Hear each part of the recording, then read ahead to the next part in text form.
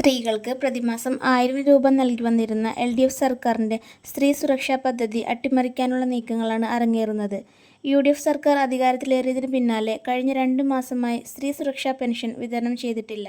നിർധനരായ സ്ത്രീകൾക്ക് ഒരു അത്താണിയായിരുന്നു ഈ പദ്ധതി.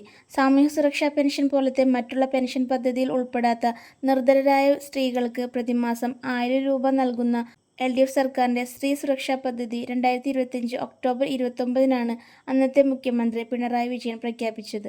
പദ്ധതി പ്രഖ്യാപനത്തിൽ മാത്രം ഒതുങ്ങുമെന്നായിരുന്നു UDFിൻ്റെ വിമർശനം. എന്നാൽ പ്രഖ്യാപനം കഴിഞ്ഞ കുറച്ചു നാളുകൾക്കുള്ളിൽ തന്നെ ഉപഭോക്താക്കളുടെ അക്കൗണ്ടുകളിൽ പെൻഷൻ തുകയെത്തി. ഫെബ്രുവരിയിലും മാർച്ചിലും കൃത്യമായി തുക അനുവദിച്ചു. ഇതോടൊപ്പം പദ്ധതിക്കായി 3720 കോടി രൂപ LDF സർക്കാർ ബജറ്റിൽ നീക്കിവെക്കുകയും ചെയ്തു. എന്നാൽ UDF സർക്കാർ അധികാരത്തിലേറിയതിനു പിന്നാലെ കഴിഞ്ഞ 2 മാസമായി സ്ത്രീ സുരക്ഷാ പെൻഷൻ വിതരണം നിർത്തിവച്ചിരിക്കുകയാണ്. ധനവകുപ്പ് കൂടി കൈകാര്യം ചെയ്യുന്ന മുഖ്യമന്ത്രിയുടെ ഓഫീസാണ് ഫയലുകൾ പിടിച്ചുവച്ചിരിക്കുന്നത്.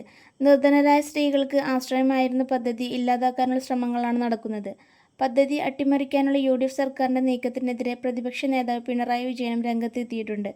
പദ്ധതിക്ക് തുരങ്കം വയ്ക്കുന്ന UDF സർക്കാരിൻ്റെ നിലപാട് അംഗീകരിക്കാനാവില്ലെന്നും സ്ത്രീപക്ഷ സർക്കാരിന് പ്രാധാന്യം കൊടുക്കുന്നുണ്ടെന്ന് പറയുന്നവരാണ് കേരളത്തിൻ്റെ അഭിമാന പദ്ധതിയെ തകർക്കാൻ ശ്രമിക്കുന്നതെന്നും പിണറായി വിജയൻ കുറ്റപ്പെടുത്തി. വരും ദിവസങ്ങളിൽ അറിയാം ഇനി ഈ പദ്ധതി നിലനിൽക്കുമോ അതോ നിലയ്ക്കുമോ എന്ന്. വീഡിയോ യൂസ്ഫുള്ളായെങ്കിൽ ചാനൽ സബ്സ്ക്രൈബ് ചെയ്ത് വീഡിയോ ലൈക്ക് ചെയ്യാനും കമൻറ്റ് ചെയ്യാനും നിങ്ങളുടെ ഫാമിലി ആൻഡ് ഫ്രണ്ട്സിന് ഷെയർ ചെയ്യാനും മറക്കല്ലേ. Thank you for watching.